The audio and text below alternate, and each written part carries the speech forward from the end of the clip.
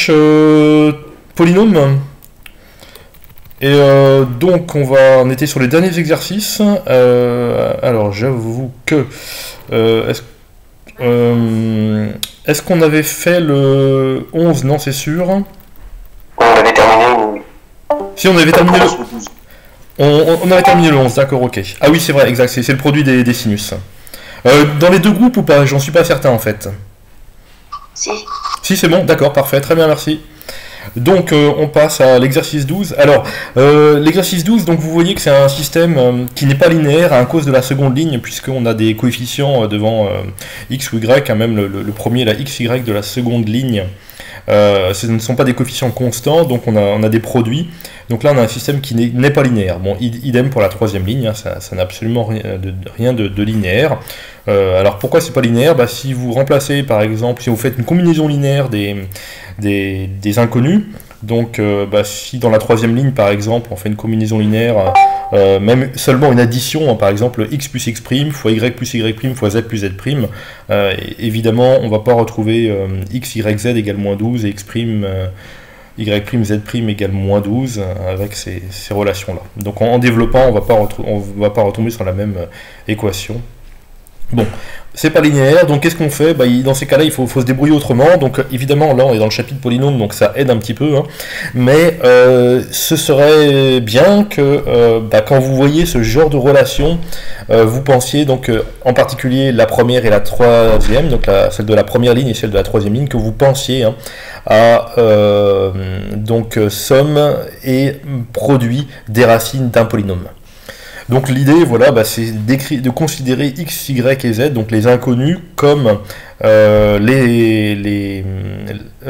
somme des racines et produit des racines d'un polynôme, donc comme les racines d'un polynôme. Donc l'idée, c'est voilà, de considérer donc comme je dis là, on a alors dans le TD, donc P égale grand X moins petit x, grand x moins y et grand x moins z, donc en fait on considère x, y et z les racines du polynôme, donc on a déjà une forme factorisée du polynôme.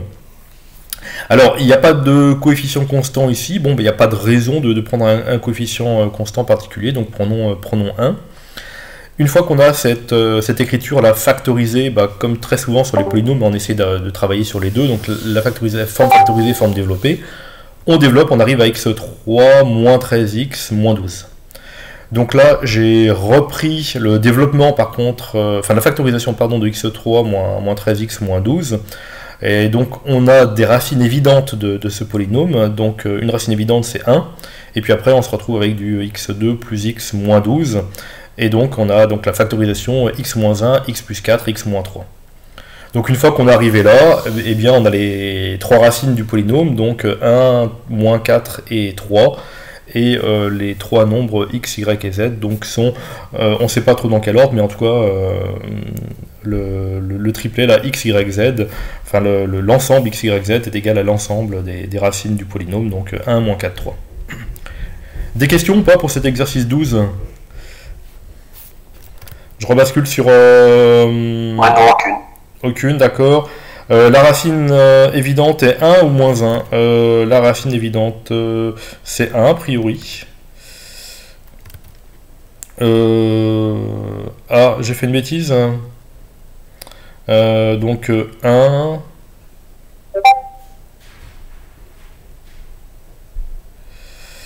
1, oui, t'as raison. Attends, 1, moins 13, moins 12, ça fait pas... Le polynôme, c'est... donc c'était... alors, attendez... Moi, pour moi, c'est x3 moins 13x plus 12. Oui. Plus 12, ouais, aussi. Oui, plus 12, oui, excusez-moi, j'ai fait une faute de frappe, ouais. Mais en fait, c'est un corrigé que j'ai fait il y a longtemps, j'ai pas vérifié, ouais. Plus 12, vous avez raison. Plus 12. Comment ça se fait? Ah oui, je sais pourquoi je me suis fait avoir, c'est parce que c'est un polynôme de degré 3 et il n'y a pas de coefficient en degré 2. Ouais, vous avez tout à fait raison. Merci d'avoir vu. Donc x3 moins 13x plus 12, ouais. Donc Samantha, t'as raison. La racine évidente c'est 1, donc 1 est bien la racine. Je l'écris au cas où certains n'entendraient pas, je ne sais pas. Voilà.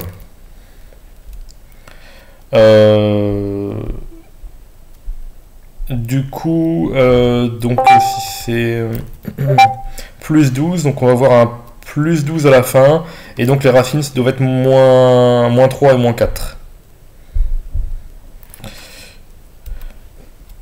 Est-ce que ça vous... Oui, je vais corriger ça de toute façon sur la feuille que je vais vous envoyer. Ça va ou pas? Oui, c'est bon. C'est bon? D'accord. Donc je vais corriger ça, voilà pour cet exercice-là. D'autres questions ou pas?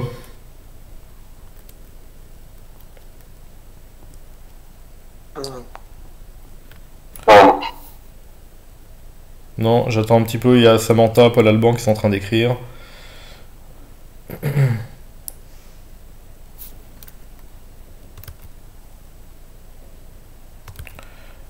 Oui, la racine évidente, c'est bien 1, c'est x3 moins 13x plus 12, donc si on remplace par 1, ça fait bien 0.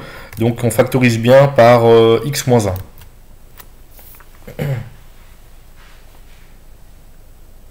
Ok, c'est bon pour Samantha. Je vois plus personne n'écrit. Ok. Non, pas besoin de t'excuser, Samantha. Alors, on passe à l'exercice 13. Si j'ai peut-être vu un message. Ok, non, c'est bon. Alors l'exercice 13 c'est un petit peu pareil, on reconnaît sur la première ligne la somme de potentiel racine, à nouveau hein, le système n'est pas linéaire, et donc là en fait l'idée c'est de se ramener au produit des racines. Donc en fait vous avez l'exercice précédent qui doit vous indiquer ce qu'il faut faire. Dans l'exercice précédent on a pu directement déterminer les différentes racines. Et donc pour ça, il faut avoir le produit XY plus YZ plus ZX qu'on a dans la ligne 2 de l'exercice 12, et aussi le produit XYZ qu'on a dans la ligne 3 de l'exercice 12. Alors, ni l'un ni l'autre, on ne les a dans cet exercice 13. Donc en fait, il faut se ramener à l'exercice précédent. Alors pour ça, il faut quand même avoir une bonne habitude des développements. Hein. Donc l'idée c'est qu'on a x plus y plus z, et comment faire apparaître bien xy plus yz plus zx. Et bien ça, ce sont, alors si on les multiplie par 2, les différents doubles produits qu'on a en développant x plus y plus z, le tout au carré. Voilà, donc je suis juste en dessous de la ligne réponse de l'exercice 13. Hein.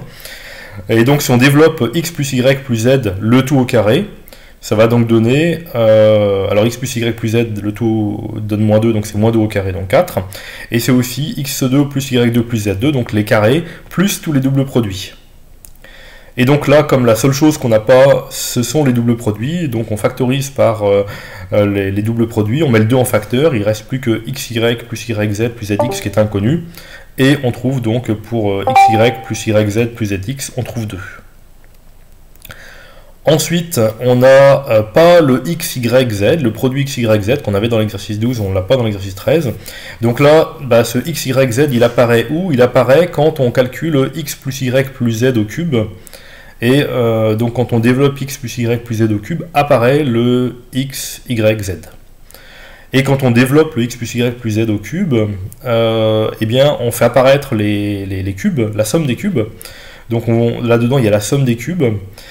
Il y a 3 fois un produit qui est x2y plus x2z plus y2x plus y2z plus z2y plus z2x, qui est un petit peu embêtant, et le produit qui nous intéresse, donc le xyz multiplié par 6.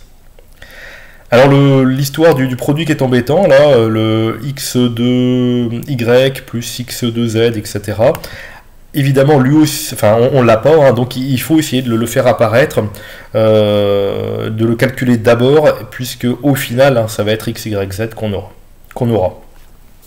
Donc comment l'avoir? Eh bien, l'idée, c'est d'utiliser ce qu'on connaît, et on connaît quoi? On connaît x2 plus y2 plus z2. Alors si vous voyez, le x2, il est facteur de y plus z. Donc en fait, on va factoriser par x2, factoriser par y2, factoriser par z2, et en faisant ça, donc on a x2 plus y2 plus z2, on multiplie, donc ce x2 par exemple est multiplié par y et par z, donc on va le multiplier par y et z, mais tout seul on les a pas, on a juste y plus z plus x, donc on va rajouter x, mais c'est pas bien grave parce qu'en fait en rajoutant x, donc là je suis dans la troisième ligne hein, du corrigé, dans la partie de droite, donc on a 3 fois entre crochets x2 plus y2 plus z2, facteur de x plus y plus z, donc tout ça on le connaît, et moins x3 plus y3 plus z3 qu'on connaît aussi. Donc en fait on arrive maintenant à isoler le x, y, z et à trouver x, y, z égale moins 1. Alors à partir de là, donc on réécrit un système comme dans l'exercice précédent, c'est-à-dire la somme des racines, x plus y plus z donne moins 2, les produits xy plus yz plus zx qui est égal à 2, donc, et enfin dans le système, donc x, y, z qui est égal à moins 1. À nouveau, comme dans l'exercice précédent, on interprète x, y et z comme des racines d'un polynôme p. Alors j'espère que je ne me suis pas trompé cette fois-ci, donc x3 plus 2x2 c'est bien,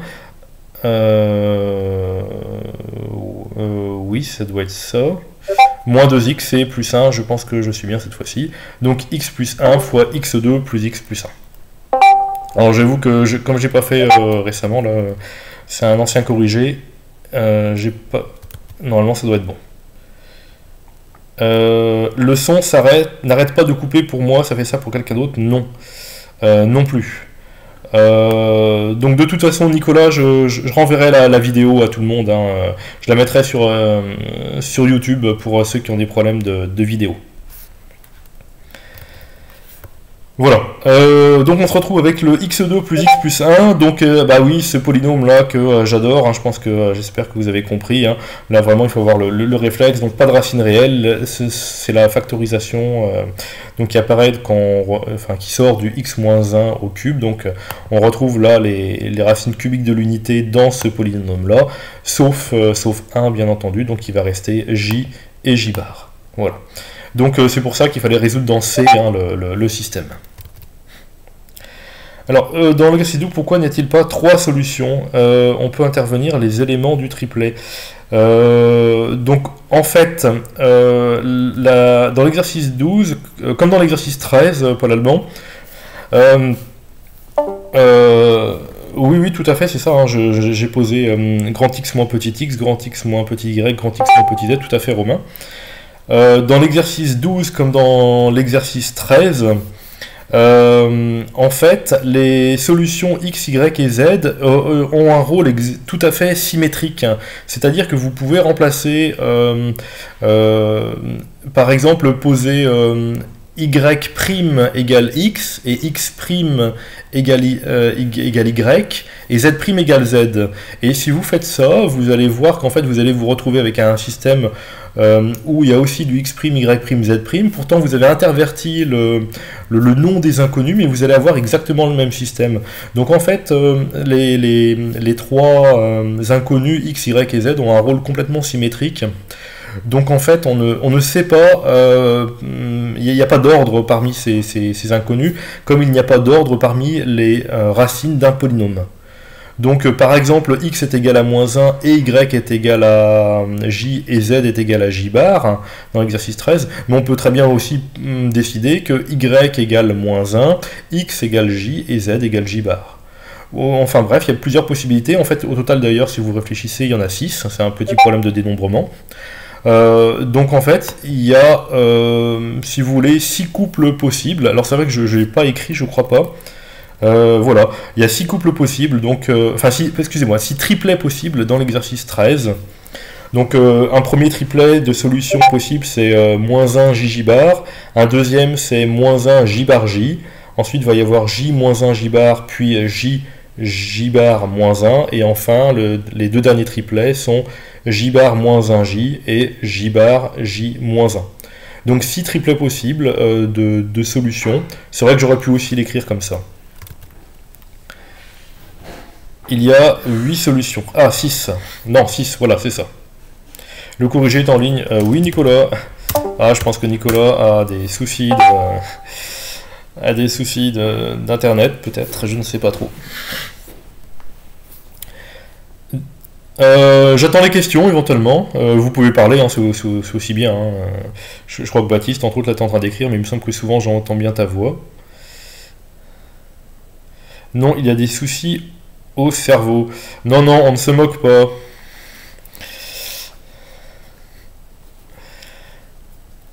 Alors, des questions ou pas?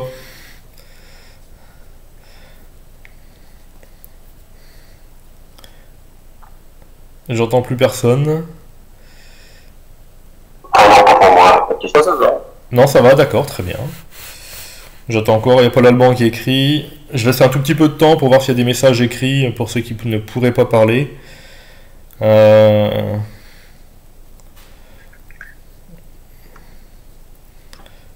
Nicolas aussi a écrit. Monsieur, Oui, les produits des racines, c'est le coefficient A-1, c'est ça?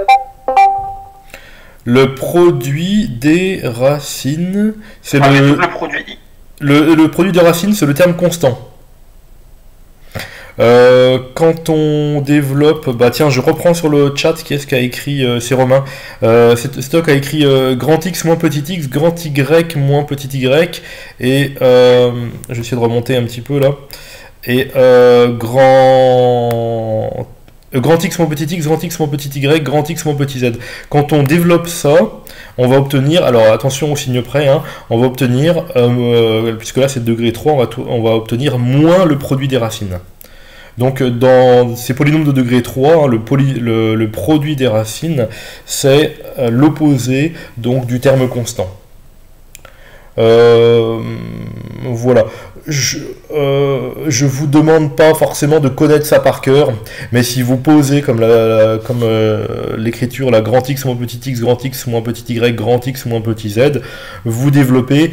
Et je pense que c'est normalement, enfin il faudra que ce soit évident, hein, que ça saute aux yeux, que le produit de terme constant c'est moins x fois moins y fois moins z, et ça donne donc moins x, y, z. Donc on va retrouver le terme constant dans le produit des racines. Ok, merci. Voilà. Ok. D'autres questions ou pas?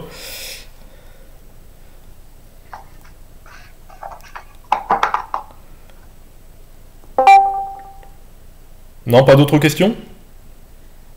Non. Non? Est-ce que 2-3 personnes par écrit peuvent confirmer qu'il n'y a pas de questions? Et dans ce cas-là, on passe à la suite. Non, c'est bon. Ah, merci Mathilde. Mathieu. Ok, très bien. Allez, on enchaîne, c'est parti. Donc on passe au 14. Ok, je passe au 14. Alors on a abaissé les trois racines complexes donc du polynôme x3 moins 3x moins 1, donc il fallait montrer l'égalité là. Bon, alors il fallait un peu batailler, c'est un exercice calculatoire, hein, ça ne demande pas tant de connaissances que ça. Donc l'idée c'est d'abord, comme on a les racines du polynôme, pardon, c'est de factoriser d'abord par ces racines, donc écrire que x3 moins 3x moins 1 c'est x moins a, x moins b, x moins c. À nouveau, on a la forme factorisée du polynôme, on développe et donc on obtient la forme développée du polynôme, et donc on va identifier, hein, ça j'adore identifier, vous l'avez compris, donc les coefficients avec cette forme développée avec le x3 moins 3x moins 1, donc on va obtenir ABC, donc le produit des racines, donc on retrouve bien le ABC là, en termes constants dont on vient de parler il y a quelques minutes. Donc égale 1, A plus B plus C égale 0, et puis AB plus BC plus CA égale moins 3. Alors ça nous fait déjà des premières relations, et puis aussi, autre relation, c'est que puisque ce sont les racines du polynôme, A, B et C, donc elles annulent donc le polynôme. Donc on va avoir A3 moins 3A moins 1 égale 0, donc c'est-à-dire en particulier A3 moins 1 égale 3A. Alors c'est là où, évidemment, il faut être un petit peu malin, c'est-à-dire que remplacer le A3 moins 1 par 3A dans la grosse fraction qui était donnée là dans l'énoncé. Donc, alors pourquoi? Parce qu'on fait un petit peu baisser les puissances. On a du A cube au départ. En plus, vous voyez que c'est du A cube moins 1 qui est au carré, donc en fait on a du A6 potentiellement. Évidemment, plus on travaille avec des puissances petites, plus c'est agréable, plus c'est facile. Donc en remplaçant le A cube moins 1 par 3A, déjà on n'a pas une différence, on n'a plus qu'un terme. Et donc on va se retrouver avec un 3A au carré, donc c'est-à-dire des A carrés, donc c'est un petit peu plus agréable déjà. Bon, idem pour les B, puis idem pour les C. Alors ensuite, donc là je suis sur donc pas sur la ligne réponse, ni sur celle qui est en dessous, ni sur celle qui est sur 2+, mais sur 9 égales. Donc ce qu'on peut faire aussi, c'est qu'on a des carrés. Alors qu'est-ce qu'on peut dire sur les carrés? Pour le moment, alors pourquoi est-ce que je parle de carré, hein? Je parle de carré parce que au dénominateur, en remplaçant par exemple A3 moins 1 par 3A, on va donc avoir au dénominateur 3A le tout au carré, donc c'est-à-dire 9A carré. Donc il faut connaître des choses sur les carrés. On fait apparaître des carrés, il faut dire des choses sur les carrés. Donc comment faire apparaître les carrés? Eh bien, une idée, c'est de prendre AB plus BC plus CA, le tout au carré. Alors on aurait pu aussi prendre A plus B plus C au carré. Bon, évidemment, là, faut tester, hein, faut tenter. Le plus efficace est de partir de AB plus BC plus CA au carré. Donc on développe, donc on fait apparaître du A carré B carré, plus B carré C carré, plus C carré A carré, c'est-à-dire les carrés de cette parenthèse là qu'on a mis au carré, et puis les doubles produits, donc on refactorise, donc c'est un petit peu la même idée, on refactorise par 2, donc la même idée que dans l'exercice 13, hein, des factorisations par les constantes. Donc il va nous rester quoi? À nouveau dans le A carré BC plus B carré AC plus C carré AB, on refactorise par ABC. Et parce que donc on connaît ABC, et en plus on fait apparaître le A plus B plus C qu'on connaît aussi.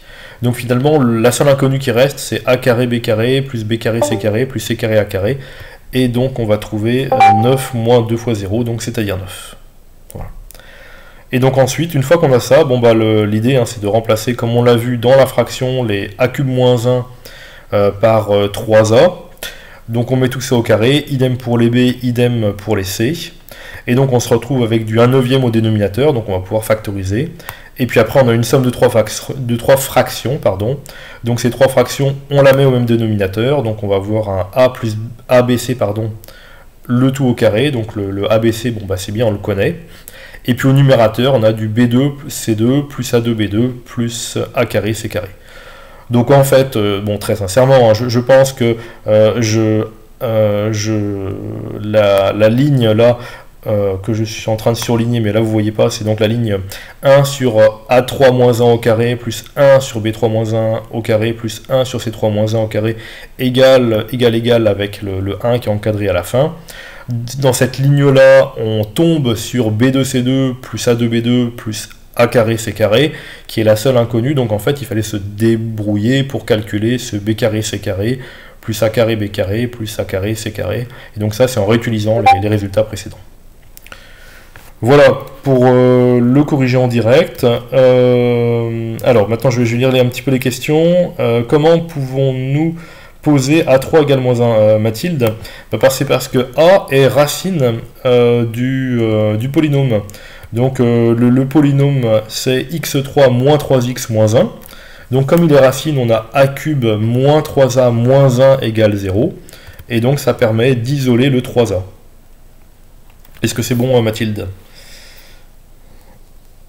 D'accord, merci. Et pour Baptiste, donc pourquoi avons-nous ceci? A, B et C sont racines de x3, j'imagine. Moins 1. Non, A, B et C sont racines du polynôme x3 moins 3x moins 1.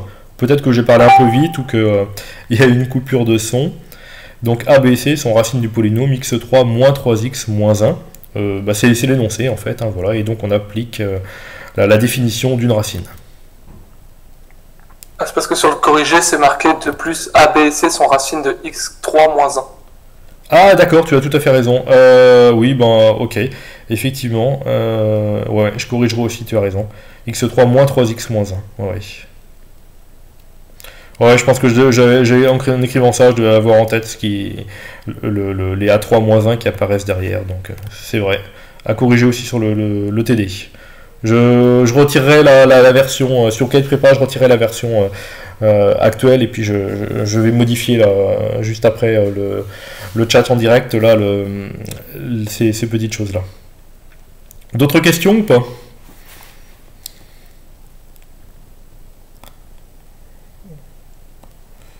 Non, pour Charles. Paul Alban, non, c'est bon. Je sais pas, Aurélien, Hugo, je vous ai pas entendu. Anne, peut-être, je sais pas. Kylian, c'est bon. Pas de questions. Pas de questions. D'accord, très bien. Ok. Qui avait réussi l'exercice est-ce que certains étaient arrivés au bout ou pas?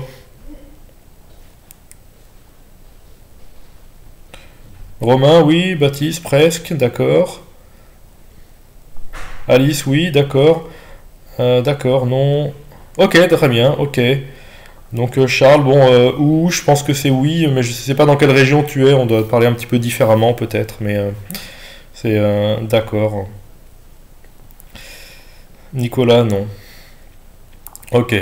Et Elric ne se prononce pas. Quelques fautes de calcul, pas celui-ci. Ok, très bien. D'accord. Allez, on enchaîne, c'est parti, je pense. L'exercice 15. L'exercice 15. Ah oui, donc c'est un classique. Ce polynôme-là, là, x3 plus px plus q. C'est un classique parce que quand on résout les équations de degré 2, donc on a ax2 plus bx plus c, et donc là vous savez résoudre les équations de degré 2 avec un magnifique discriminant. Maintenant pour les équations de degré 3, en fait quand on a à résoudre une équation de degré 3, donc il y a une méthode, et la méthode consiste à transformer ce polynôme de degré 3 en un polynôme de la forme x3 plus px plus q. Voilà, donc là vous le rencontrez, soyez pas étonnés si vous le rencontrez à nouveau, donc c'est bien de le manipuler. Alors la question c'était de calculer 1 sur a carré plus 1 sur b carré plus 1 sur c carré en fonction de p et q. Donc à nouveau l'idée c'est qu'on a un polynôme p qui est x3 plus px plus q, donc qui est un polynôme sous forme développée. On a a, b et c, les trois racines de ce polynôme là, donc on va donc pouvoir écrire p de x, vraiment petit x, là il est complètement inutile, p de petit x, bon je le retirerai aussi. Et donc c'est x moins a, x moins b, x moins c. À nouveau on développe, on a deux formes développées, on utilise l'unicité des coefficients, et donc on va se retrouver avec a plus b plus c en particulier, qui est le coefficient devant x2 qui est nul, ab plus bc plus ca, le coefficient devant x qui est égal à p, et abc qui est égal à moins q. Donc ensuite on reprend le 1 sur a carré plus 1 sur b carré plus 1 sur c carré. On met tout au même dénominateur, on a le ABC au carré au dénominateur, donc ça c'est bon, on s'est traité. On a à nouveau le B2C2 plus A2B2 plus A2C2. Et donc là vous voyez qu'il faut à nouveau sur ce genre de choses bien savoir travailler sur les développements. Comment faire apparaître ceci? Eh bien il faut le faire apparaître à partir de AB plus BC plus CA le tout au carré moins 2 fois ABC facteur de A plus B plus C. Normalement, le chapitre sur les développements limités, vous avez fait faire pas mal de calculs hein, sur des développements de carrés ou de cubes, et donc vous devriez avoir maintenant une certaine habitude et une certaine reconnaissance des coefficients, donc c'est aussi pour ça que je fais ce chapitre-là avant. Donc normalement, faire apparaître, enfin écrire B2C2 plus A2B2 plus A2C2 comme A plus AB plus BC plus CA au carré moins 2 fois une factorisation là devrait être plus trop difficile. Je dis pas que c'est évident, mais bon voilà, faut se battre pour y penser, mais normalement on considère que c'est le genre de factorisation qu'on attend de vous à ce niveau là. Alors, Samantha, est-ce que c'est correct de travailler sur un système pour ce genre d'exo? Sur un système... alors, bah... le 15, je dirais, il faut calculer quelque chose, donc on ne te demande pas de résoudre véritablement, de terminer plusieurs inconnus, c'est juste un nombre à calculer. Là, je vois pas trop trop l'intérêt du système. Après, je sais pas de quel système si tu as un système particulier en tête ou pas. Il n'y a pas de méthode générale, hein. Faut se battre avec des relations entre les coefficients.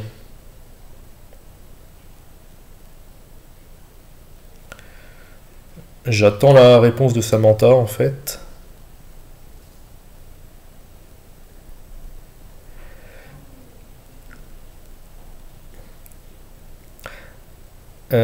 Chaque coefficient et les identifications. C'est-à-dire écrire un système... en fait, les identifications, enfin l'unicité des coefficients, elle est évidente. Hein. Quand on a obtenu...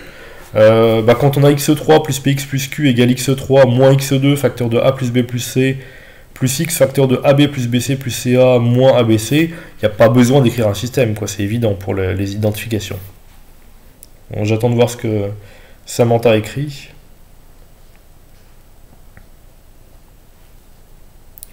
Enfin, a plus b plus c égale 0 par exemple. Non, pas besoin de... Non, directement, hein. Vous mettez unicité des coefficients.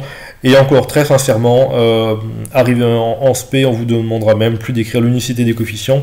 Il faudra le dire à l'oral si on vous pose la question. Sur l'école, il faudra le dire, mais pas... mais directement, quoi. Vous développez votre polynôme, vous dites, bon, je vais... sur un oral, hein, vous dites, je vais retrouver des relations entre les coefficients du polynôme et les racines du polynôme. Et par unicité, on trouve a plus b plus c égale 0, par exemple. Mais voilà, ne passez pas trop de temps là-dessus. L'idée, la difficulté, ce qui est clair, ce qu'on attend de vous, c'est que vous reconnaissiez justement qu'il faut utiliser les relations entre coefficients et racines d'un polynôme. Est-ce que c'est clair pour cet exercice-là, et puis pour cette fiche de TD, sinon, dans ce cas-là, on passe à la suite.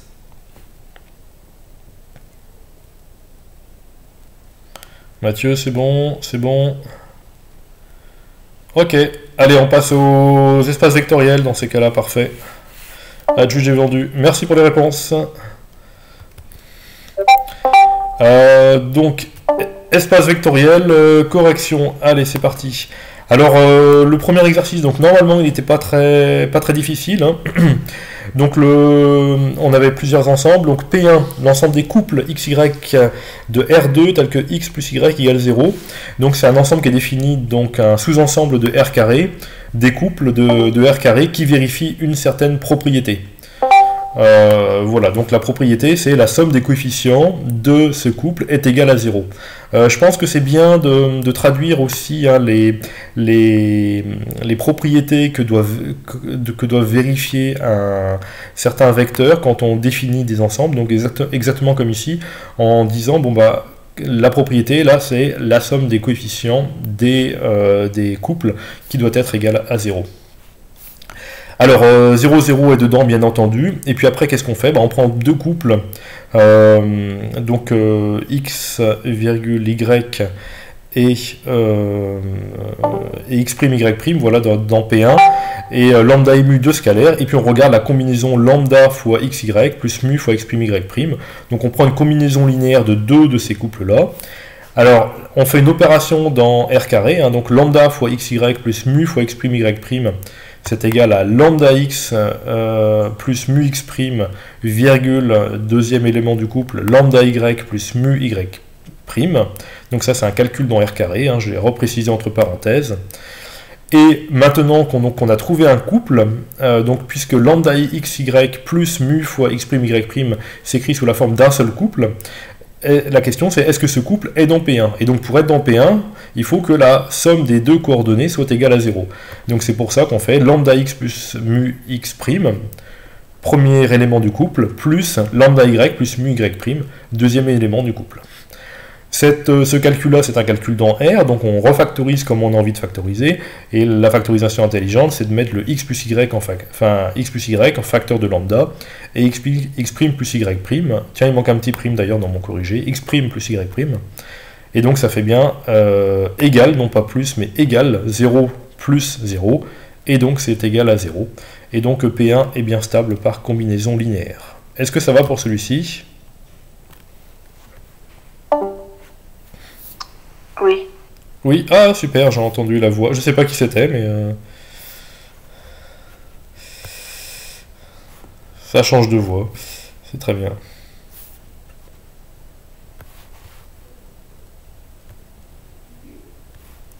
Ok, très bien.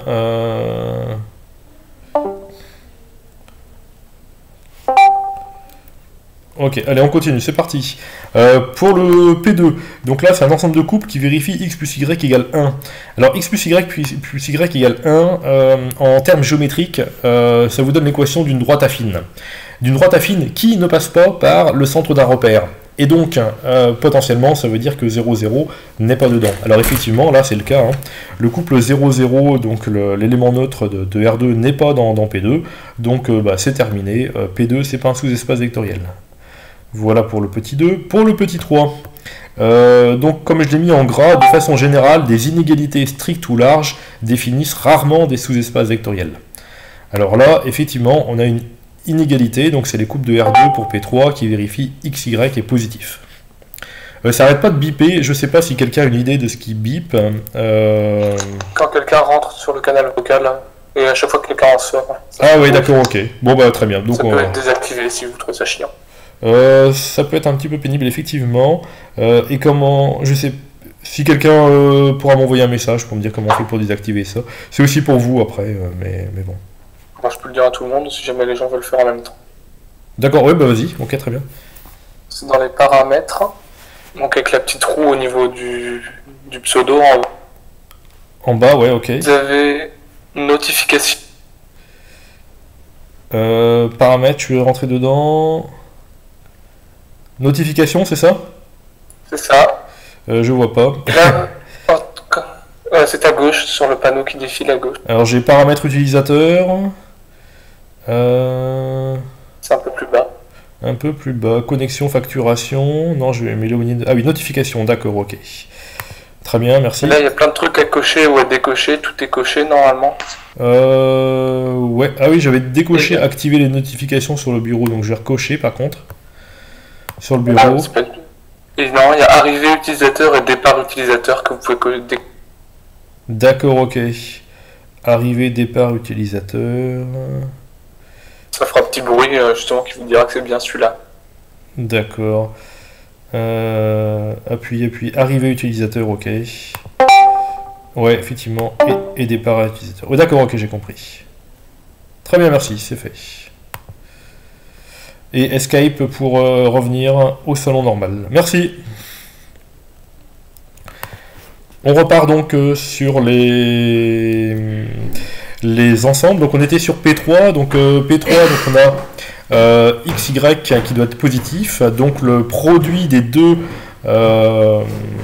coefficients du couple, je cherche un autre mot que coefficient, donc doit être positif. Alors, donc là l'idée c'est d'en prendre deux tels que le produit soit positif. Donc deux couples V1 et V2 de vecteurs, mais tels que la somme ne soit pas positive. Donc là il fallait chercher un petit peu. Alors l'idée c'est d'en prendre un tel que le produit est positif avec deux coefficients qui sont positifs, un autre V2 avec deux coefficients qui sont négatifs. Donc effectivement là V1 et V2 sont bien dans P3. Par contre la somme, et ben, donc toute l'idée c'était d'en trouver donc V1 et V2 tel que la somme soit constituée d'un coefficient positif et d'un coefficient négatif. Voilà, donc puisque V1 plus V2 a un coefficient positif et un coefficient négatif, bah, le produit est négatif. Il n'est donc strictement, il n'est pas dans P3. Donc on a bien deux vecteurs V1 et V2 dont la somme n'est pas P3, dont la somme n'est pas dans P3. P3 n'est pas stable par addition. Pour P4, donc là la condition c'est une condition d'égalité avec 0, a priori ça part bien intuitivement quand on voit ce genre de choses. Donc effectivement 0, 0 est bien dans P4, et puis si on comprend deux couples, donc x, y et puis x', y', donc si on prend deux couples dans P4, deux coefficients lambda et mu, ça veut donc dire que on va regarder donc si lambda fois xy plus mu fois x', y' est encore dans P4. Donc à nouveau on fait le calcul, on écrit le lambda xy plus mu x', y' comme un seul couple, Donc il faut vraiment passer à cette écriture là sous forme d'un seul couple. Et la condition pour être dans P4, c'est la première coordonnée est nulle. Donc la première coordonnée de ce couple-là, c'est lambda x plus mu x'. Donc on regarde cette condition, et lambda x plus mu x', c'est bien lambda x, c'est lambda fois 0, puisque le couple xy est dans P4, donc la première coordonnée petit x est nulle, et de même x' est nul, et donc la somme des deux est nulle. Donc en fait, la combinaison linéaire qu'on avait était bien dans P4, on a bien stabilité par combinaison linéaire. J'enchaîne, je fais le 5 et 6, puis après je demanderai s'il y a des questions. Pour le P5, donc à nouveau, là on ne le sent pas bien, le x inférieur ou égal à y, dont la première coordonnée est inférieure ou égale à la deuxième, ça part pas très bien pour être un espace vectoriel. Alors ici, c'est la multiplication externe qui va être mise en défaut. Donc par exemple, si vous prenez moins 1, 1, donc c'est bien d'éléments de P5, le couple moins 1, 1, mais si on le multiplie par moins 1, eh bien on va trouver, ah là il y a un moins 1 qui est en trop, on va trouver 1 moins 1, et donc en trouvant 1 moins 1, eh bien là on n'a plus un élément de P5, donc la stabilité par multiplication n'est pas faite. Voilà. Ensuite on va passer à P6. Donc pour P6, donc c'est l'ensemble des couples tel que 2 fois la première coordonnée moins 3 fois la deuxième est nul. Voilà, donc 0, 0 est dedans, ça se passe bien. Vous voyez que là on a une équation de... Excusez-moi, il y a un peu de bruit de fond là dans ma famille. On voit que le couple 0, 0 est dedans, donc l'élément neutre est dedans. Et oui, et puis ce que je voulais dire, c'est que l'équation 2x moins 3y égale 0, c'est une équation de droite, affine, mais qui passe par l'origine, donc a priori, géométriquement, ça commence bien. Voilà. Après, donc on prend deux couples xy à nouveau, x', y', qui sont dans P6, deux scalaires lambda et mu, on regarde la combinaison linéaire. La combinaison linéaire, on vérifie que 2 fois la première coordonnée, c'est-à-dire 2 fois lambda x plus mu x', moins 3 fois la deuxième coordonnée qui est lambda y plus mu y', est-ce que ça c'est bien égal à 0? Donc on fait un calcul à nouveau sur ce nombre-là. Là c'est un calcul dans R. On refactorise par lambda et par mu pour faire apparaître 2x' moins 3y' et puis 2x moins 3y. On trouve 0. Et P6 est donc bien un sous-espace vectoriel de R2. Des questions ou pas?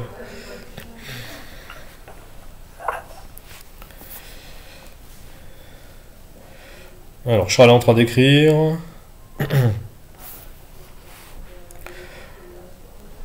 Pas pour Charles. Mathilde, non c'est bon. Normalement c'est un exercice vraiment de base, comme je l'avais signalé. Pour ceux qui sont arrivés un petit peu après, donc je suis en train d'enregistrer toujours là le TD, donc je vous mettrai tout ça sur YouTube, comme ça si jamais il y a un petit peu de retard. Non, voilà, Thomas, non c'est bon. Allez, un dernier, et puis dans ces cas-là... Ok, allez, on enchaîne, c'est parti, merci. Exercice 2. Même chose. Est-ce qu'on a des sous-espaces vectoriels? Donc là, ce sont des espaces vectoriels de fonctions, c'est un petit peu plus subtil. Donc l'ensemble des fonctions de R dans R, grand E, est bien un espace vectoriel.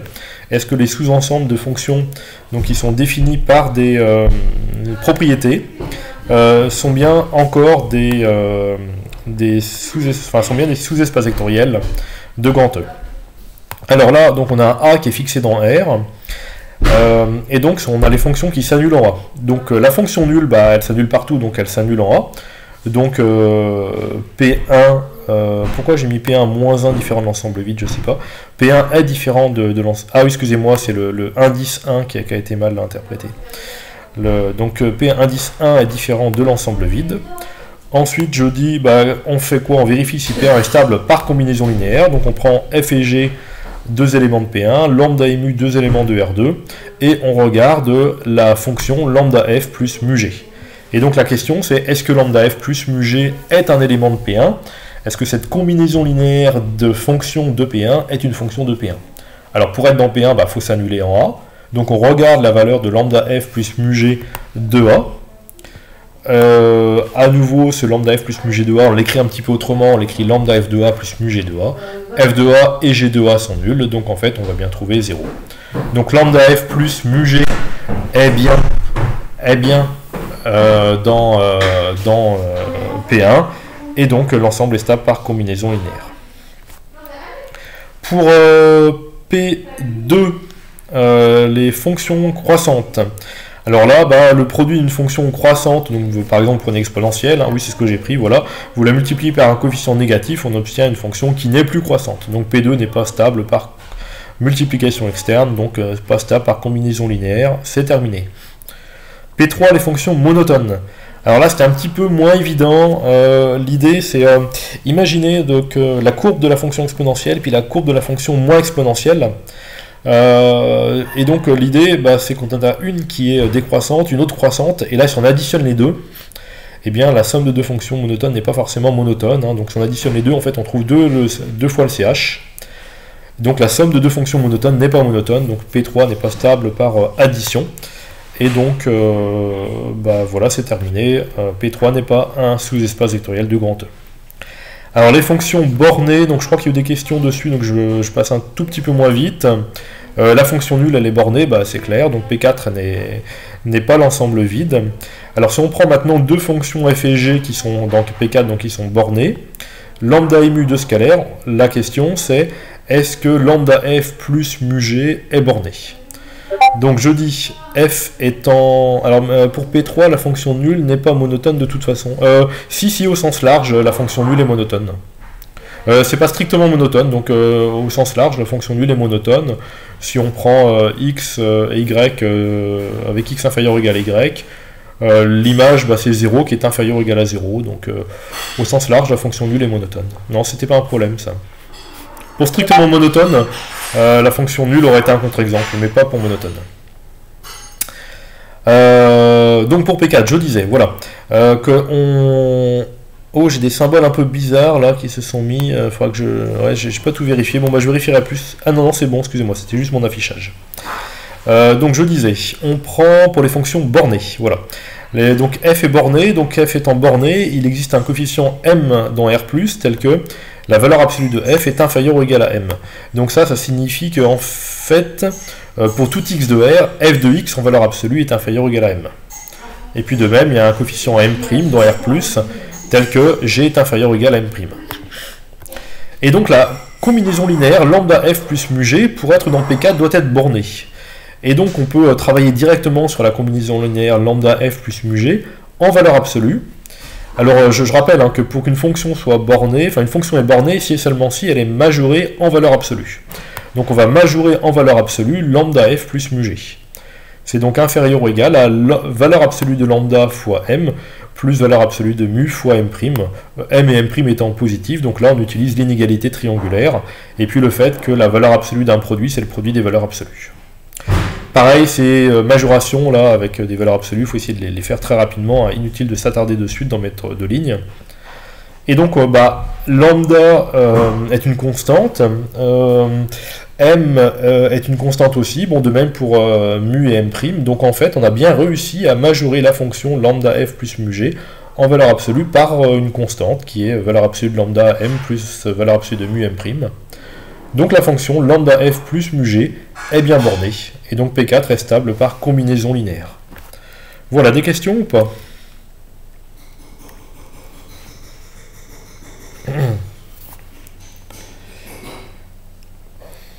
Alors, Paul Alban, Eric.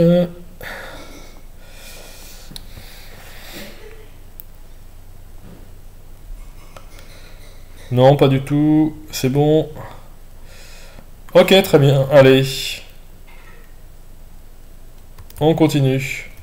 Ah, Elric commence à parler allemand. Voilà. Très bien. C'est un bon début. Alors, exercice 3. F et G des sous-espaces vectoriels de E. Ah oui, alors il faut montrer que F union G est un sous-espace vectoriel de E si seulement si F est inclus dans G ou G est inclus dans F. Alors je crois que je l'avais signalé, hein, je sais plus, je crois que c'était par chat. Il y a une implication qui est évidente. Si F est inclus dans G ou G inclus dans F, bon, par exemple, bah, si F est inclus dans G, dans ces cas-là, F union G c'est G, et G est bien un sous-espace vectoriel de E, et de même, hein, si G est inclus dans F, eh bien F union G c'est grand F, le plus gros des deux, au sens de l'inclusion, et qui est un sous-espace vectoriel de E, donc la partie de proposition de droite implique la proposition de gauche, c'est clair. Alors dans l'autre sens, c'est plus difficile, donc là, il faut penser à travailler par l'absurde. C'est un exercice classique, hein, donc quand même, voilà, faut retenir celui-là. Donc on suppose donc que f union g est un sous-espace vectoriel, et on veut démontrer que ça implique que f est inclus dans g ou que g est inclus dans f.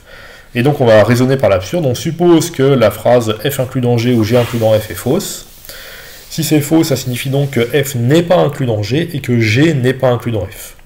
Il faut donc traduire ceci, f n'est pas inclus dans g, ça veut dire qu'il existe un vecteur qui est dans f, qu'on appelle petit f, mais qui n'est pas dans g. Et de même, g est inclus dans f, donc il existe un vecteur petit g dans grand G qui n'appartient pas à grand F. Alors, une fois qu'on a ça, bon, il faut avoir une idée, et donc l'idée c'est de regarder le vecteur f plus g. Alors, par hypothèse, f union g est un sous-espace vectoriel de 1. On n'a pas encore utilisé cette hypothèse, donc voilà comment on va l'utiliser maintenant. Eh bien, puisque c'est un sous-espace vectoriel, il est stable par addition. Donc, f qui est dans le vecteur f qui est dans grand F union g, le vecteur petit g qui lui aussi est dans grand F union g, puisqu'ils sont l'un dans grand F, l'autre dans grand G, ils sont dans la réunion. Donc les deux sont dans la réunion, donc la réunion est stable par combinaison linéaire, donc en particulier par addition. Donc la somme de ces deux vecteurs, donc le vecteur f plus g, eh bien c'est un vecteur aussi de grand F union grand G. Ça veut donc dire qu'il est dans grand F ou dans grand G, ou non exclusif. Alors maintenant, donc si f plus g est dans grand F par exemple, ben, ça veut dire que il y a un vecteur petit f' dans grand F, et f plus g est égal à ce vecteur petit f' de grand F. Alors là, l'idée, c'est de regrouper ceux qui vont ensemble, c'est-à-dire s' moins f, j'ai passé le f à droite, c'est donc égal au vecteur g. Les vecteurs f' et f sont tous les deux dans grand F, donc c'est une combinaison linéaire de grand F, f' est donc dans grand F. Donc g qui est égal à f' est dans grand F, mais ça contredit le fait que g était dans grand F. Voilà, là on a traité le cas où on a supposé que f plus g était dans grand F. Bon, bah, de même, si f plus g est dans grand G, on ne l'écrit pas, bien entendu, ça n'a aucun intérêt, c'est exactement la même chose. On aboutit à une contradiction. Donc finalement, on aboutit à une contradiction, donc ça veut dire que notre hypothèse était fausse, donc on a bien f inclus dans g ou g inclus dans f. D'où l'équivalence, et je pense qu'on peut passer à l'exercice 4. Est-ce que quelqu'un me dire si juste il y a une question, peut-être, voilà. Alors Mathilde est en train d'écrire, mais je pense que tout le monde le voit, mais bon...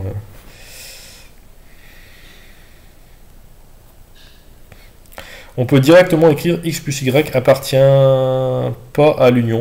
Bah non, c'est pas évident, c'est pas évident que x plus y n'appartient pas à l'union, parce que justement, a priori, tes deux vecteurs sont dans la réunion, puisque l'un est dans f et l'autre est dans g.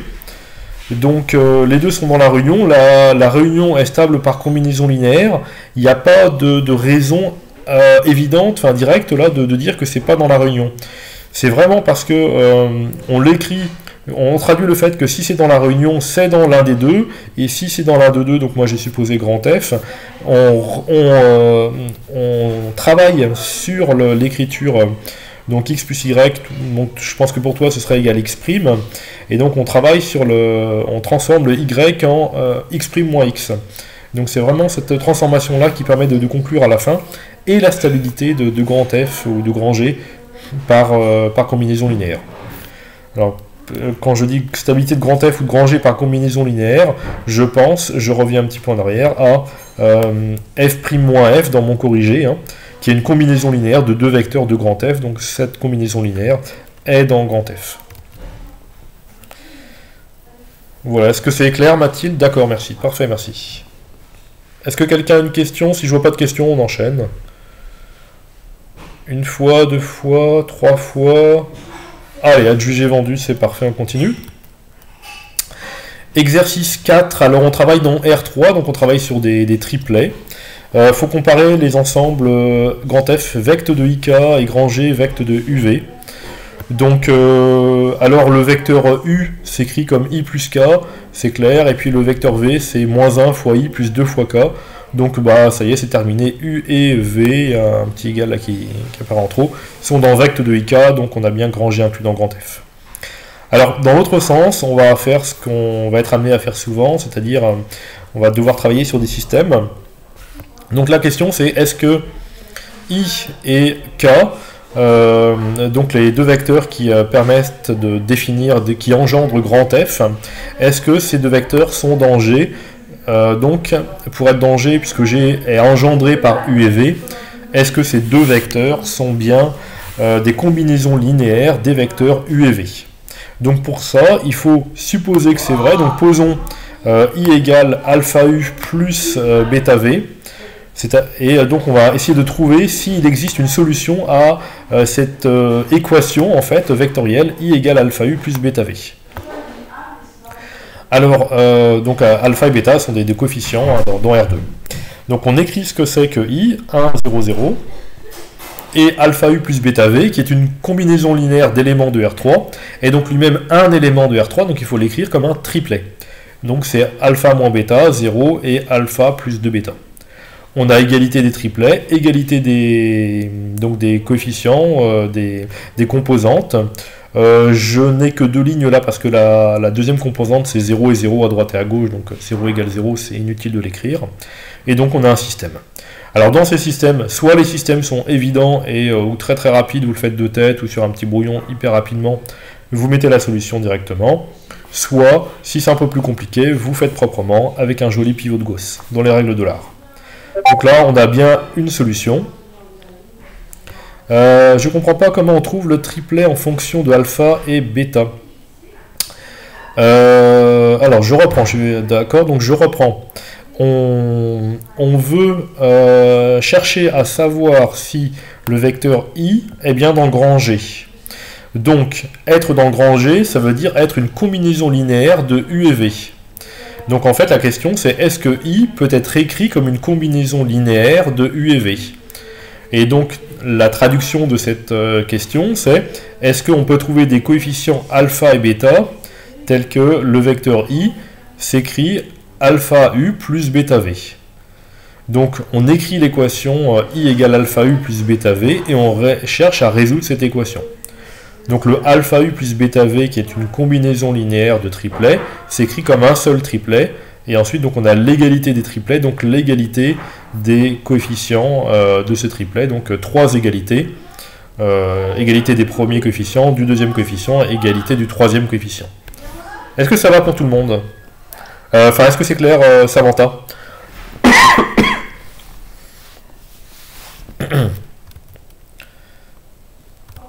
Ok, très bien, parfait. Elric, est-ce qu'on pouvait pas simplement exprimer grand F et grand G avec les triplets L0 mu et L-U, et on voit clairement que les quatre expressions décrivent tout R.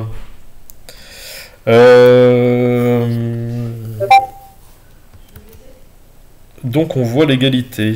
Alors attends, j'essaie de comprendre la question.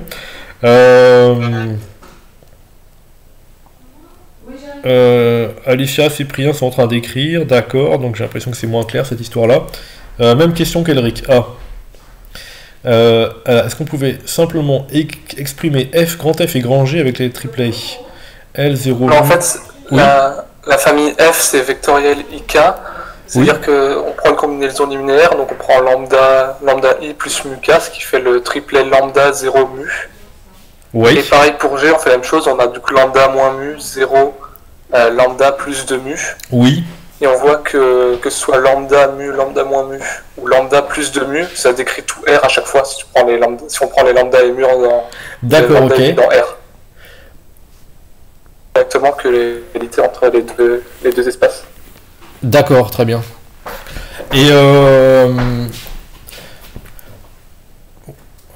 D'accord, ok. Alors, oui, pour répondre à votre question, excusez-moi parce que j'étais en train de faire autre chose en même temps. Ouais. Donc, en fait, non, parce qu'il faut donner clairement les coefficients lambda et mu. Il faut les exprimer clairement. C'est-à-dire qu'il faut vraiment écrire, donc I c'est combien de U et combien de V.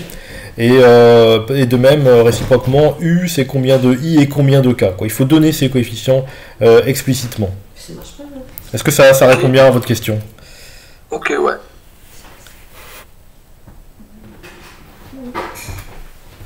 Ah oui, attendez, excusez-moi, on a un petit problème de cordon à la maison. Alors attendez, hop. Là, il y a une clé. Celui-là c'est bon. Voilà, c'est bon, j'ai réglé mon problème de cordon à la maison. Est-ce que c'est bon pour vous? Baptiste m'a répondu. Elric, ça va ou pas? Oui, c'est bon. D'accord, ok, très bien. Ouais, donc voilà, faut vraiment donner les coefficients. Hein. Là, vous voyez, le alpha, le bêta, on les a calculés, 2 tiers moins 1 tiers. Voilà, I, donc je suis sur l'avant-dernière ligne du corrigé, là. I égale 2 tiers de U moins 1 tiers de V, c'est vraiment écrit explicitement. Et puis sur la troisième ligne, par contre, du corrigé de l'exercice 4, il est évident que U égale I plus K. Donc vous voyez, là, on a bien la combinaison linéaire, il faut vraiment la donner. Hein. 1 fois U plus 1 fois K. Voilà. Si quelqu'un a une question, qu'il la pose, et sinon j'enchaîne. J'espère qu'il se taise jamais. Bon, ok, tout le monde se tait, donc c'est que c'est parfait. Enfin, parfait ou bien compris. Soyons optimistes. Allez, très bien. On passe à l'exercice 5 dans ces cas-là. Donc on avait à comparer 3 ensembles, 3 espaces, donc A, B et C, 3 sous-espaces vectoriels. Il faut les comparer pour l'inclusion. Donc, alors, première inclusion, donc si on prend un vecteur x qui est dans A inter B plus A inter C, donc là on va bien prouver qu'il est dans A inter B plus C. Donc x est dans, en fait, A inter B plus A inter C, en un mot, c'est une somme de 2 espaces vectoriels, hein, donc on traduit le fait qu'il est dans une somme. Donc il se décompose comme la somme d'un vecteur x1 qui est dans A inter B, et d'un vecteur x2 qui est dans A inter C. Après, on utilise le fait que x1 est dans A inter B, donc dans A, que x2 est dans A inter B, donc dans A. x1 et x2 sont tous les deux dans A est stable par combinaison linéaire. X qui est égal à x1 plus x2 est bien droit. De même, x s'écrit sous la forme x1 plus x2, mais cette fois-ci on regarde x1 comme un vecteur de B et x2 comme un vecteur de C. Donc en fait, x s'écrit comme un vecteur de B plus C. Donc il est bien dans A, il est bien dans B, il est bien dans A inter B plus C. Alors la réciproque, effectivement, elle est fausse. Je crois que quelqu'un, peut-être Baptiste, m'avait posé la question. La réciproque est fausse. Alors je vous donne un exemple ici. Donc, ah oui, le ici, vous voyez pas. Donc là, on est passé à la page suivante, page 3 sur 5, le haut là, avec la figure. Donc il faut imaginer là qu'on est par exemple dans R2 ou bien dans P flèche, donc l'ensemble des vecteurs du plan. Donc comment décrire A? A par exemple c'est vecteur de 1, 1 dans R2. Voilà, l'espace vectoriel C c'est vecteur de 1, 0 et l'espace vectoriel B c'est vecteur de 0, 1. Donc là, l'espace A inter B, c'est 0, 0, le vecteur nul. Le A inter C, de même, c'est 0, 0, le vecteur nul. Et donc A inter B plus A inter C, c'est la somme des espaces nuls, c'est nul. Par contre, si on regarde le terme de droite, A inter B plus C, B plus C, donc c'est l'ensemble des combinaisons linéaires des vecteurs de B et des vecteurs de C. Et là, on va trouver, alors j'allais dire l'espace, le plan tout entier, R2 tout entier. Pour B plus C, donc B plus D c'est R2 tout entier, ou le plan tout entier, et qui contient A, donc A inter B plus C, c'est égal à A. Voilà pour ce premier contre-exemple. Je passe au 2, sauf s'il y a une question, je regarde. Non, pas de question, on passe au 2 alors. Donc pour le 2, c'était pareil, il fallait comparer A plus B inter C et A plus B inter A plus C. Donc je crois que c'est de même, c'est l'inclusion du terme de gauche vers le terme de droite, enfin l'ensemble de gauche vers l'ensemble de droite qui est correct.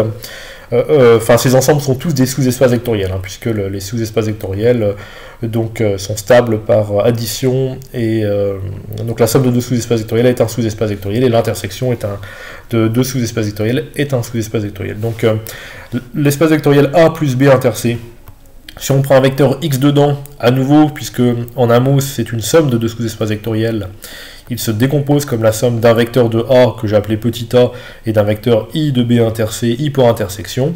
Et donc x écrit A plus I. Je vous conseille de prendre des lettres qui sont parlantes à chaque fois, hein. Même pour vous, ça vous permet de simplifier dans votre tête, hein, les choses. On sait que... Oh, hop là, excusez-moi, je fais une bêtise sur mon écran. Voilà, je reviens. Donc ça permet de simplifier, de clarifier les idées. Donc A est dans A, I est dans B, donc A plus I est dans A plus B, et idem, A est dans A, et I, comme il est dans l'intersection, il est aussi dans C, donc A plus I est dans A plus C. Donc A plus I à la fois dans A plus B, dans A plus C, il est donc dans l'intersection. Alors par contre, pour l'autre sens, effectivement, c'est à nouveau faux, et on reprend l'exemple d'au-dessus. Donc si on reprend l'exemple d'au-dessus, eh bien A plus B, bah A plus B, c'est l'espace R2 tout entier ou le plan tout entier. A plus C, à nouveau, c'est l'espace R2 tout entier ou le plan tout entier. Donc l'intersection de l'espace avec lui-même, enfin de l'espace vectoriel, hein, R2 tout entier avec R2, c'est encore R2. Donc A plus B inter A plus C, c'est tout le plan vectoriel ou tout R2 vectoriel, ou tout R2, suivant l'interprétation qu'on en a. Et donc B inter C, alors B inter C c'est le vecteur nul, et donc A plus B inter C, c'est A plus le vecteur nul, donc en fait c'est A. Alors pourquoi est-ce que A plus le vecteur nul c'est A? Parce que, alors quand je dis A plus vecteur nul, c'est A plus l'espace vectoriel qui ne contient que le vecteur nul. Parce que par définition, A plus l'espace ne contenant que le vecteur nul, c'est l'espace vectoriel, donc dont l'ensemble des éléments s'écrit sous la forme de un vecteur petit a de grand A plus le vecteur nul. Et donc ça, c'est bien un vecteur petit a plus le vecteur nul, c'est petit a. Donc finalement, on trouve bien grand A. Voilà pour cet exercice 5. Des questions peut-être?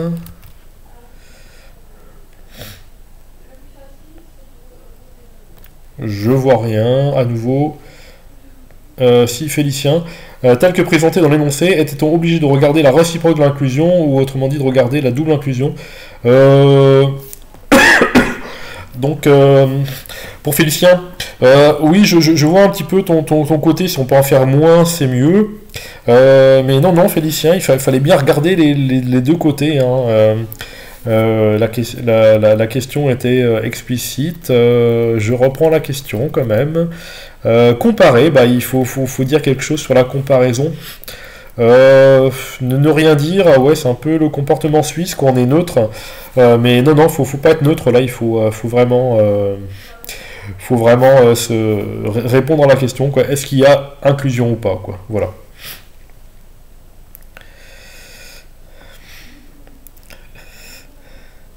Ok, tant pis, j'aurais essayé, mais oui, mais non, ça marche pas, Voilà. D'autres questions un petit peu naïves, comme celle de Félicien?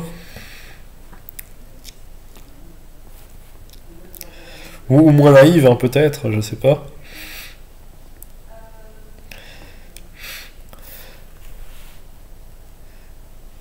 Mathilde, c'est bon, ok.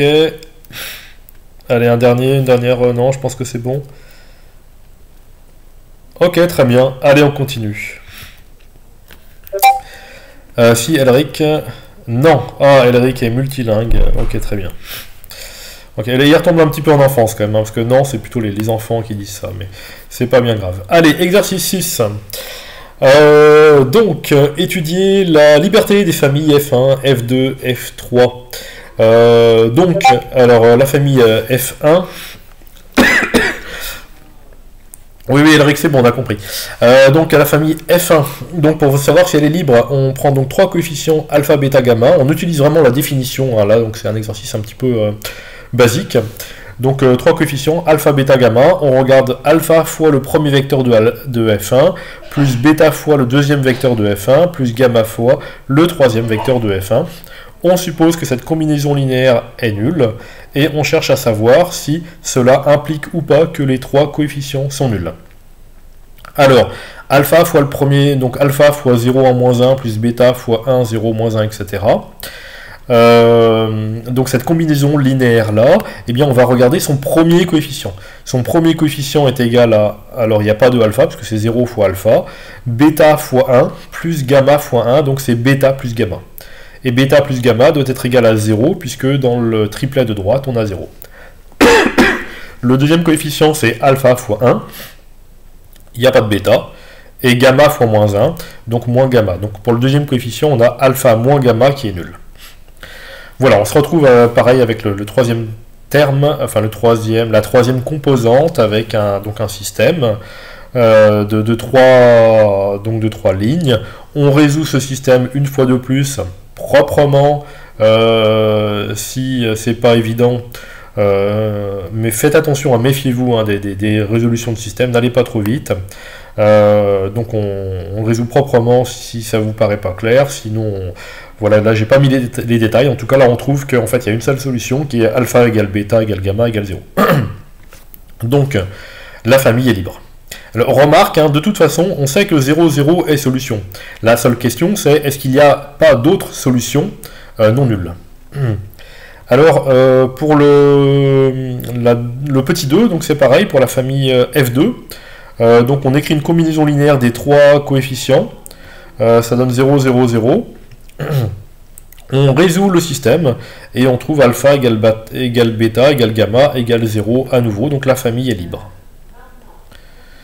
Pour le petit 3, donc on fait exactement la même chose, on fait une combinaison linéaire, alpha plus bêta plus gamma de chacun des triplets définissant la famille F3. On suppose que cette combinaison linéaire est nulle. On se retrouve sur un système. Alors là, j'arrive dans la page 4 de mon corrigé. La combinaison linéaire, le système est un peu plus compliqué. Donc là, proprement, vous voyez, j'ai fait un pivot de Gauss. On prend le temps, on fait les choses proprement. Un pivot de Gauss. La ligne 2, vous voyez très simplement qu'on peut simplifier, diviser par moins 4. Donc on va se retrouver avec bêta moins 2 égale 0, c'est la ligne qu'on retrouve sur le troisième système. Et sur le système du milieu, la dernière ligne, en fait, c'est un multiple, donc la ligne 3 est un multiple de la ligne 2 en multipliant par 2 tout simplement. Donc si L3 est égal à 2L2, c'est que finalement L3 est inutile. Donc on se retrouve avec un système où en fait on a trois inconnus, alpha, bêta, gamma, et bêta égale 2 gamma. Alors, mince, j'ai pas vu la question, je vais la relire. Pour le 1, si on prend alpha égale 1, bêta égale moins 1, gamma égale 1, on trouve 0. C'est moi qui ai fait une erreur de calcul ou alors c'est normal. Alors logiquement, si moi j'ai pas fait d'erreur de calcul, c'est que tu t'es trompé. Sinon c'est moi qui ai fait une erreur de calcul. Alpha égale 1. Ouais, quelqu'un avait trouvé ça aussi pour le 1? C'est parce qu'en fait, tout à l'heure, en corrigeant le 2, j'avais une petite hésitation, j'étais un peu surpris qu'il n'y en avait qu'un seul qui soit nul. Romain en train d'écrire. Ok, j'ai dû faire une erreur. Charles aussi écrit. J'attends la réponse de Charles. Du coup, je ne fais pas les calculs en même temps. Il y a un gamma en trop ou dans le corrigé ou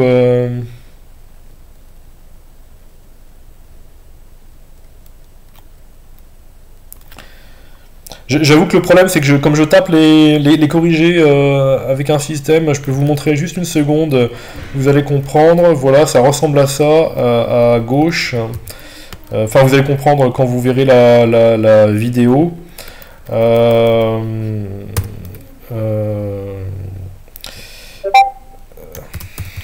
Je vais lire c'est un bêta à la place. Fiche d'exercice, d'accord.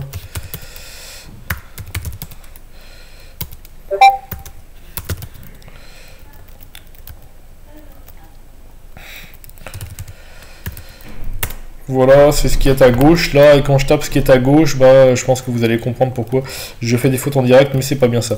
Alors, c'est un bêta à la place, non, oui c'est ça. Ok, donc attendez, j'ai pas eu le temps de... Ok, donc j'ai dû faire une erreur de calcul dans mon système 1, je remonte dessus.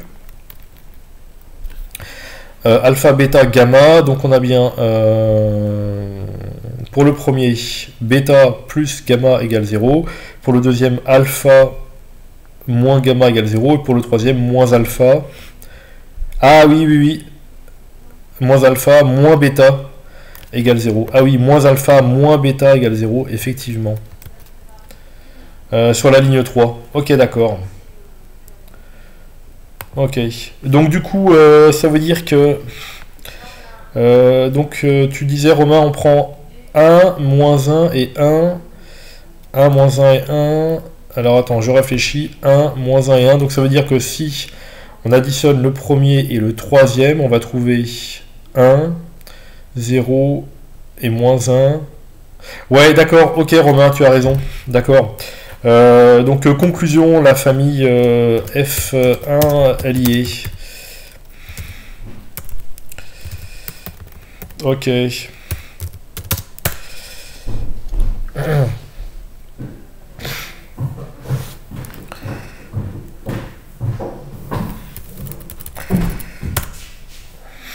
D'accord, ok, ça marche. D'accord, je vais corriger ça aussi, très bien.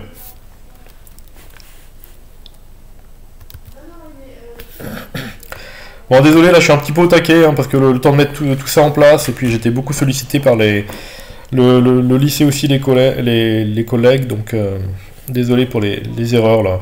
Et en plus, je sais qu'au tableau, en fait, on en fait moins en direct. Donc je reprends le troisième système, donc le haut de la page 4 du corrigé. Donc on résout le système. Et donc là, dans le système, si on prend la ligne 2, donc on a bêta égale 2 gamma. Et en fait, donc on peut avoir une expression de bêta en fonction de gamma. Et cette expression de bêta en fonction de gamma grâce à la ligne 2, je suis dans le système le plus à droite, là, du haut de la page 4, et bien nous permet d'avoir une expression de alpha aussi en fonction de gamma. Donc on va pouvoir exprimer bêta et alpha en fonction de gamma. Donc en fait, les triplets sont de la forme 3 gamma, 2 gamma et gamma.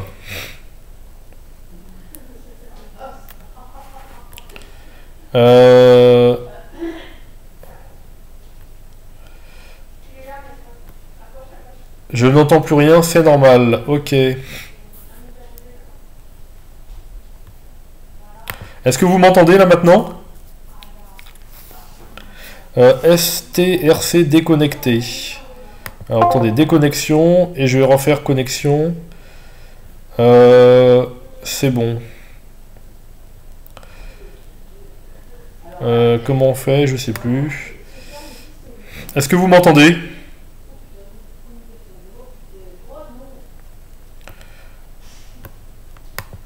Non, j'ai l'impression que vous m'entendez plus.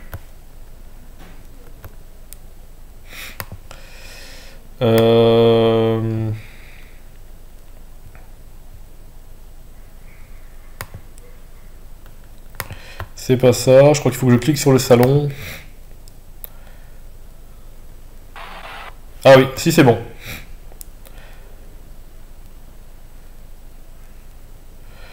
On va où jusqu'où encore 5-10 minutes.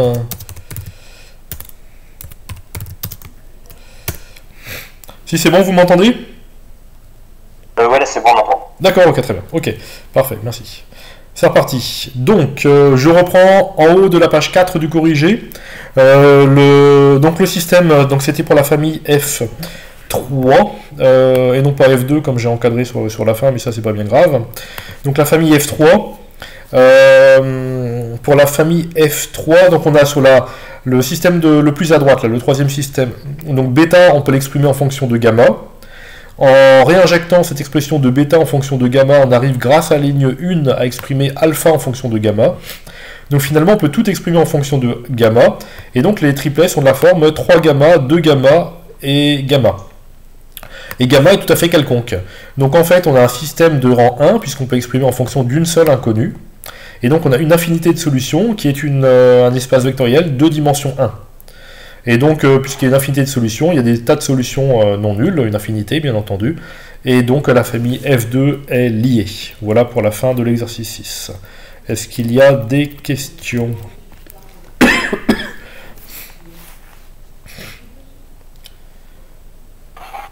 Non, c'est bon, aucune.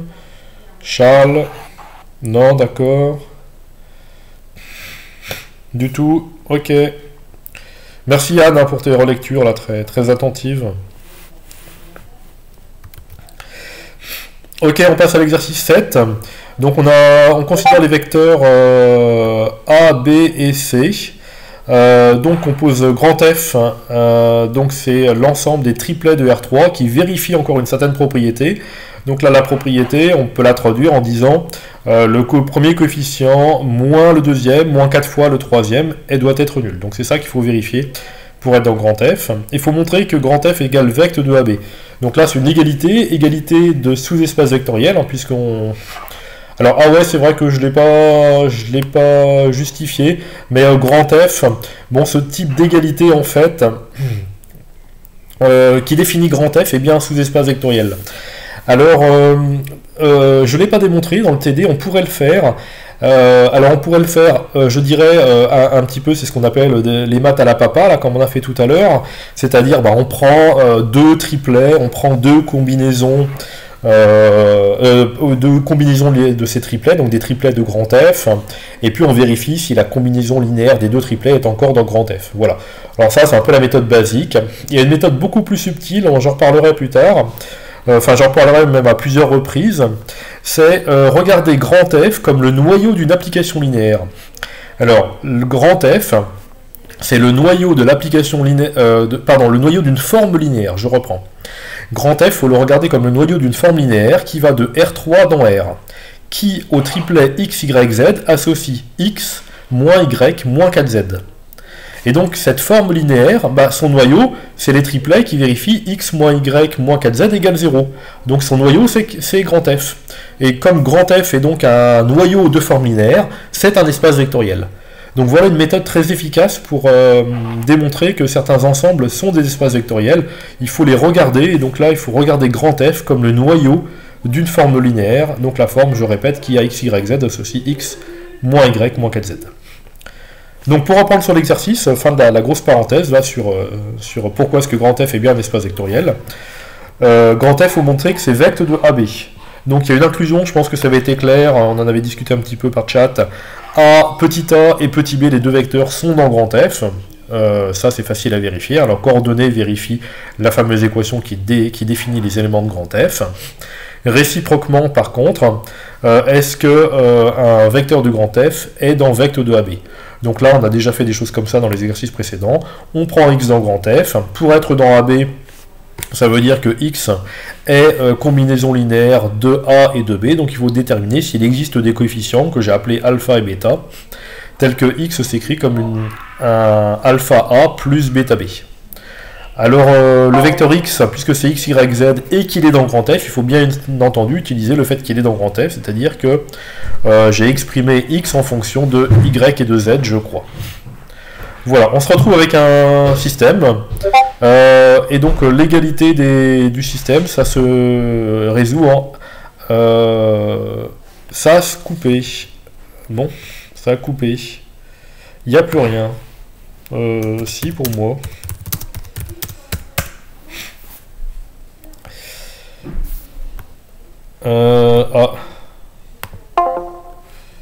Ok, je reprends.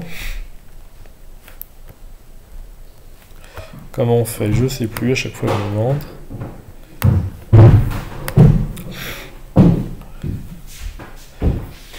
Voilà. Est-ce que c'est bon? Fail. Ah, ok, je pense que c'est bon. Problème de cordon, je sais pas trop. Non, mais il se peut qu'il y ait beaucoup de monde. Hein. Moi, je discute avec des collègues. Il y a énormément de monde sur Discord, donc évidemment, ça peut sauter un peu de temps en temps. Voilà. C'est bon. Encore une personne, peut-être, pour confirmer. Samantha. Ouais, c'est bon. Ok, c'est bon, allez, c'est parti. Ok, ça revient. Donc, je disais, je reprends un petit peu la réciproque. Donc, on prend un vecteur x. De toute façon, vous aurez la vidéo. Hein, j'ai tout enregistré. Le vecteur x est donc dans grand F. On traduit le vecteur x, donc c'est un triplet x, y, z, qui vérifie l'équation de grand F. Donc ça permet de faire disparaître une des inconnues. Donc là j'ai fait disparaître x de mes... Donc j'ai exprimé x en fonction de y et de z. Voilà, donc en écrivant x, y, z, c'était y plus 4z et y et z. On l'écrit comme combinaison linéaire des deux vecteurs petit a et petit b. On résout cette égalité dans R3 via un système. Et du coup, donc en résolvant ce système, donc on va trouver que les coefficients donc alpha et bêta sont respectivement égaux à z et y plus 3z. Donc on exprime les coefficients alpha et bêta qu'on cherche en fonction évidemment des coefficients du triplet, parce que pour chaque triplet, les coefficients vont changer. C'est ça qui est un petit peu plus subtil ici. Donc on arrive bien à écrire x, y, z comme une combinaison linéaire de a et de b. Donc z est dans a, b, on a bien l'égalité. On pose g égale... Ah oui, bah là je me suis arrêté dans la correction. Je vais voir la question de Paul Alban que j'ai pas eu le temps de voir. Ah oui, réexpliquer la méthode avec le noyau de l'application s'il vous plaît. Ouais, ok, je reprends ça. Et puis après je vous propose de couper. Et puis ce que je vais faire, c'est un planning des rendez-vous téléphoniques avec tous les collègues de la classe, avec Madame Simonet, Madame Dilly. Je ne sais pas du tout si vous avez des contacts avec Monsieur Bayer ou pas. Moi j'en ai eu très peu. Et donc je vais proposer un planning des rendez-vous. Donc là on va arrêter là. Je reprends l'explication pour Paul Alban, qu'a demandé Paul Alban et pour tout le monde. Et puis je vous enverrai un planning régulièrement qu'on va mettre à jour sur les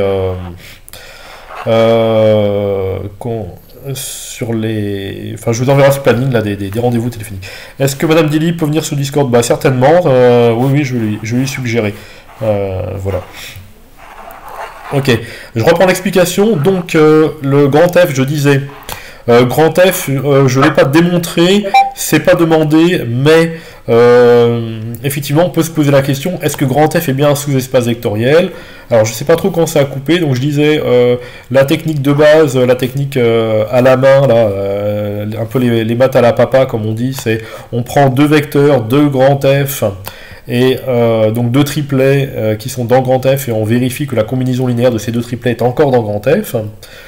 Mais un peu plus subtilement, donc on va considérer une forme linéaire, on va l'appeler phi, qui part de R3, qui va dans R, et qui a un triplet quelconque x, y, z de R3, associe x moins y moins 4z. Et donc le noyau de cette forme linéaire, c'est exactement les triplets tels que x moins y moins 4z égale 0. Donc grand F est exactement le noyau de la forme linéaire. Alors, si vous dites dans un sujet que si on vous demande de démontrer que grand F est un espace vectoriel, si vous dites grand F est le noyau de la forme linéaire qui va de R3 dans R et qui a x, y, z associe x moins y moins 4z, donc c'est un espace vectoriel, il n'y a pas besoin d'en dire plus. Voilà. Je pense s'arrêter là. S'il y a encore des questions, j'y réponds. Et puis sinon, on arrête là.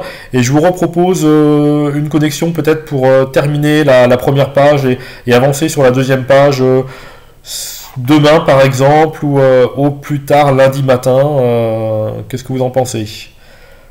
Également, pour finir, donner une indication pour la fin de l'exercice. Il y a un sens plus compliqué.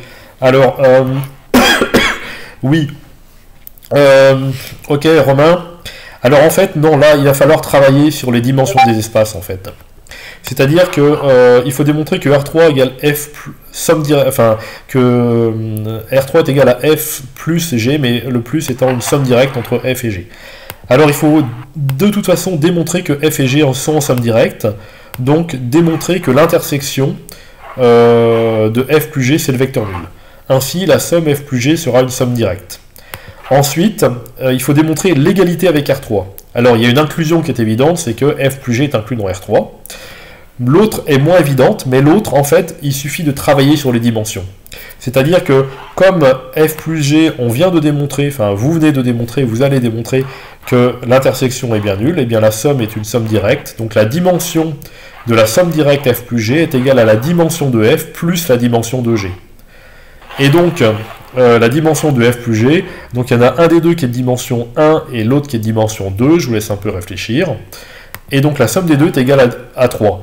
Donc la dimension de la somme est égale à 3. C'est un sous-espace vectoriel de dimension 3 de R3 qui est de dimension 3. Donc en fait c'est R3 tout entier. Donc là, l'astuce, c'est de travailler sur les espaces, regarder là ce que c'est que la somme, et penser à utiliser les dimensions, parce que là, on n'a plus qu'une petite réflexion sur 2 plus 1 égale 3, ce qui, quand même, est à la portée de tout le monde. Mais l'idée, évidemment, c'est de penser à travailler sur les dimensions. Voilà, les dimensions, vous voyez que là, dans ce cadre-là, c'est très efficace.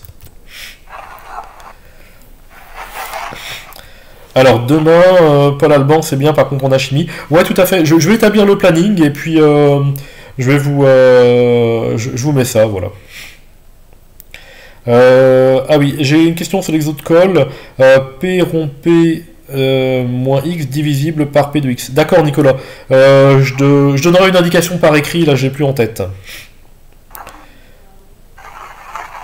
Ta question passe à l'as, d'accord, ok. Je te donnerai une indication. Je mettrai l'indication sur